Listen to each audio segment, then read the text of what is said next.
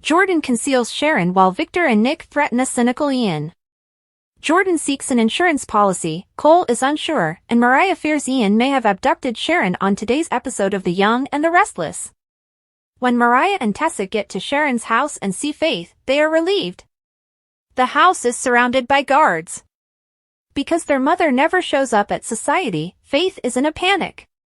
Mariah reassures her that while they are all worried, they must maintain their composure and avoid drawing any hasty judgments.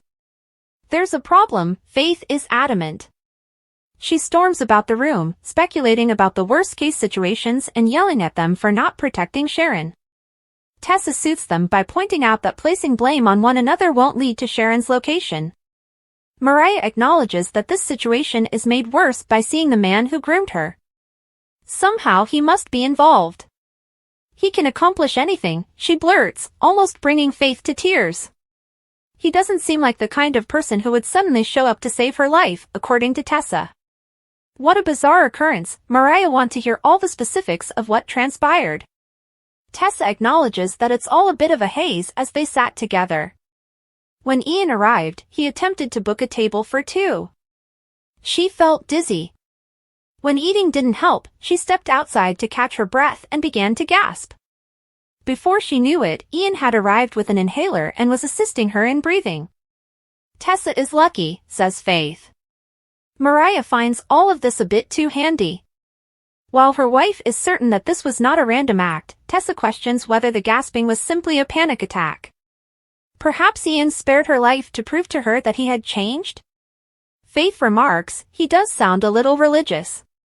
Mariah is certain that there is a hidden motive, but she is unable to identify it.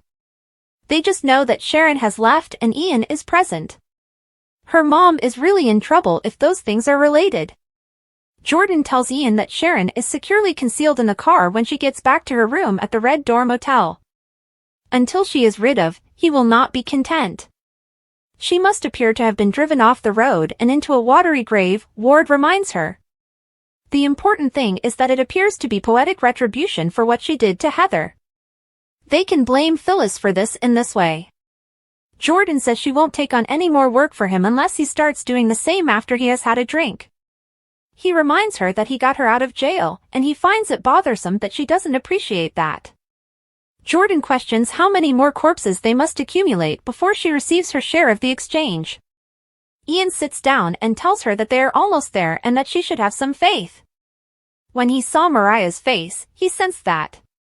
She experienced the same emotion when seeing Claire once more. He believes they will regain the love of Mariah and Claire. However, they will have to make amends for the suffering they inflicted if they are unable to. She leans forward to remind them of their agreement. She exclaims, "Crisscross, Ian, crisscross." Cole is sitting at the bar of the Neil Winters Jazz Lounge, lost in thought. Victoria enters and asks why he left their champagne and caviar-filled room. He says he came down for a nightcap since he couldn't sleep and is quite happy that she's doing well. He's relieved she's awake since he could use her counsel when she joins him. He is upset by her father's offer for him to lead Newman Publishing. The offer flatters him because it's his ideal career, being able to edit and work in literature is exactly what he wants. He's hesitant, though. Why is he so unsure, she asks. Cole acknowledges that he is inclined to decline. Victoria doesn't comprehend. He explains that he finds the entire corporate thing to be poisonous. It may be, she acknowledges, but it can also be fulfilling. She reminds out that he always finds time to write, which answers his question about how he would manage to do so. It is a part of who he is, Cole reflects. The subject keeps coming back to how difficult it would be to work for her father. Cole isn't sure he can handle being under his control. Victoria is aware of the difficulties and dangers associated with working with Victor. She informs Cole that since they will be working in the same building, they will have more opportunities to interact. Additionally, she tells him that suffering need not last forever. He is free to leave the employment if he doesn't like it. He is not supposed to be Victor's daughter or an extension of him. Nothing will alter Victoria's emotions for Cole, she tells him. He fears Victor would turn against them and contaminate their possessions. He never imagined living in the city with her and their daughter a year ago. For him, this has been a miracle that has greatly improved his quality of life. Being employed by Victor may ruin that. Her father has a history of meddling in other people's lives, particularly hers. Victoria tells him that she can push back when it's worth it and that she's accustomed to that. It has also been a miracle for her to find Cole again. She begs him not to use that as an excuse because she would fight fiercely for it. Cole appreciates all of her assurances, but he is still unsure about the position. They begin kissing till they decide it's time to go upstairs after she informs him they work as a team. Victor and Nick give Mortensen, his security guard at the Newman property, instructions to find Ian, regardless of the number of men required. They locate him and take him to the property. Nick wants to go out and seek after Mortensen leaves, but his father tells him that's not the right thing to do. They won't know what to do until they understand Ian's motivations. Ian appeared arrogant, but Nick clarifies that he was concealing it with repentance. Victor thinks all of this is an old scam. It's a combination of insanity, power hunger, and ego. It's a risky mixture. Nick paces, speculating that Ian might have tampered with Sharon's prescription drugs. He could get all the answers they require if he could spend 5 minutes by himself with that man. His father dismisses that notion and questions Ian's decision to emerge from the shadows at this time. Both of them are certain that nothing here is random. Jordan ties Sharon to some pipes and leads her down to the sewers. "You ought to be thankful that you are not at the bottom of the river." "Not yet, at least," she says. She tells an unconscious Sharon that she's fortunate not to receive alcohol and Brussels sprouts as she unpacks some items. "Fix your sleep, princess," Jordan says. She thinks that until she receives the guarantees she requires from her boyfriend, Sharon will be her insurance policy. After she leaves, Sharon gradually awakens and makes a help call. Ian is back in his motel room, staring at his phone, when someone knocks on the door. Through the peephole, he can see Mortensen, Victor's guy, standing there and beckoning to him. Ian is brought to the ranch by Mortensen to confront the Newmans. They have been anticipating him, according to Victor. According to Ward, his prayers have been heard. Victor smiles. Ian maintains that he has changed and is making amends for his transgressions after being ordered to sit. "What's up with the alias?" says Nick. According to Ward, the negative connotations associated with his name prevented him from carrying out God's will. He is committed to making things right, especially with Mariah. Victor becomes sarcastic as a result, but Ian reiterates that he is committed to making amends. Nick demands to know where Sharon is, towering above him. Ian acts as though he doesn't know who Sharon is or what happened to her, which infuriates him. He continues by saying that the Lord summoned him to rescue Tessa's life tonight when he was at society. He must leave Genoa City right away, the mustache advises. He will pursue him if he doesn't.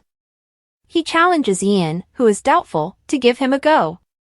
Ward gets to his feet and notes that Nick openly threatened him and that the police are aware that he is back in town. They also have a letter accusing the Newmans of being responsible for his fate. Nikki descends the stairs as he reiterates that he merely wishes to demonstrate that his motives are noble. When she sees Ian, she gasps and demands to know why he is there. She closes her robe when he says she's just as gorgeous as ever. Victor leads Ian out the door and assures him that he is not concerned about his letter to the police. He tells him to leave because he is certain that he is merely a scammer. Ian says he will pray for him as he leaves. Mortensen is told to follow Ward by Victor. Nikki asks her husband why Ward has returned, and he returns to his wife and son. Victor promises to bury Ian as soon as he makes a mistake, and Nick gets her water. Jordan concerns when Ian isn't present when he returns to the motel. He shows up a few moments later. She acknowledges that she questioned whether he had left town. He adds that he was personally invited to see Victor at the property and that their job had only just begun. "It went as I expected," he replies, laughing. Sharon is exactly where she's supposed to be, she responds when he asks if she has followed his instructions and placed Sharon in the bottom of the river. According to The Young and the Restless teasers for Tuesday, January 7th, the show began with Billy Abbott and Phyllis Summers meeting at Society. Billy questioned Phyllis's manner since she appeared composed and cool. Following the advice of others around her, Phyllis informs Billy that she is letting go of the Sharon Newman problem. Despite her desire to exact revenge on Sharon, she was powerless over the circumstance and decided to put her attention elsewhere. Billy questions this new mindset, but Phyllis continues to claim she's all in, and the conversation shifts to their strategy to overthrow Victor Newman and restore Chancellor. However, before they formally become partners, she has one requirement. Nick Newman is seen visiting Sharon's cottage on Tuesday's YNR across town. They both discuss how little sleep they had the night before when Faith Newman arrives downstairs. Faith worries about the worst-case situation and the fact that Sharon is still gone, but Nick pretends to be brave and assures his daughter how strong her mother is. The police are investigating, as Nick noted, and he has visited the hospitals, but none have reported that Sharon has been admitted. Though Nick persisted in trying to present things in a favorable light, Faith is unable to get rid of the possibility that Ian Ward is the reason her mother went missing. Meanwhile, Victor and Nikki Newman discuss Ian's reappearance in the main house at Newman Ranch. The fact that Ian is free and back on the loose infuriates Nikki. She revealed all of his previous transgressions against their family, but Victor promised to keep her and their loved ones safe. Victor also informed his wife that Ian's every action is being monitored by his security staff. Tuesday, January 7th recap of The Young and the Restless. Ian runs across Mariah Copeland and Tessa Porter at the park when they are strolling with Aria Copeland Porter. In fact, he approaches to get a better look as soon as he sees the couple's adorable toddler, but Mariah stops him. In addition to pointing out that the women are safe, Ian informs Mariah that he has changed, something she doesn't believe. This is due to the fact that the man directly behind him is one of Victor's security personnel, for which Ian is thankful as it will demonstrate his lack of malicious intent. Ian continues by apologizing for all of the horrible things he had done to Mariah in the past and offering to make amends, but Mariah refused. The topic of Tessa's health scare on NYE came up. She responded no when Ian inquired whether she had learned the cause, but she was appreciative of the puffer he gave her and thanked him uncomfortably. He pointed out that Mariah was only activated by God's intention to be present at that precise moment. Then, in a spooky way, Ian said that it appeared that he and Mariah will always be together. Ian went on to say that while some members of his church might not agree with Mariah and Tessa's family dynamic, he does. Mariah became agitated and told Tessa to take Aria to the opposite side of the park. She also threatened Ian with consequences if he didn't keep away from her and her family. Back at Society, Summer Newman interrupts Phyllis as she is about to give Billy her one requirement for their partnership. Chancellor just informed her that Sharon is AWOL, therefore she has some news for her mother. Summer and Billy both appear to be very worried, but Phyllis brushes it aside. Billy wonders if Phyllis is aware of what happened to Sharon because Phyllis thinks she might be doing this to get attention. She was ranting about the retaliation she wanted against her blonde enemy 5 minutes ago, he reminded her, and Phyllis told him that she only brought it up to let him know she was over it. She politely requested Billy to apologize, which he did, and reminded him of the other things they had been discussing. Nevertheless, Summer's expression suggested that she suspected her mother of being the reason behind Sharon's disappearance. Billy then made his way to Sally Spectra, who was on the opposite side of Society. His new female friend asked him to accompany her on a work trip to Paris, which was a pleasant surprise. Billy concurred, but he questioned whether there was a hidden agenda. Billy questioned Sally about whether this was an attempt to persuade him to abandon his plan against Victor. She stated that while she doesn't expect him to completely abandon the plan, she does hope that he will forget about it. She did, however, mention that she feared someone would be harmed, but Billy dismissed it. Phyllis observed Billy and Sally pointing out Sally's lack of sophistication and bringing up her horrible past actions. Summer tells her mother that she has put her competition with Sally behind her and that she ought to follow suit. Although Summer acknowledges that Sally is gifted and has produced wonderful work at Marchetti, it is evident that Phyllis is far from over it with Sally. When Nick returns to the Newman Ranch to see his parents, the three of them talk about the potential connection between Ian's involvement and Sharon's disappearance. Nick receives a call from Chancellor during this scene. Chance informs Nick that Sharon's vehicle was discovered at the river's bottom, close to where Heather Stevens' body was discovered following her passing. After speaking with Sally, Billy returns to Phyllis at her table and is eager to find out what Phyllis has in mind for their collaboration. She says she is all in, provided Billy guarantees Daniel Romalotti a position at Chancellor as a key player in the business.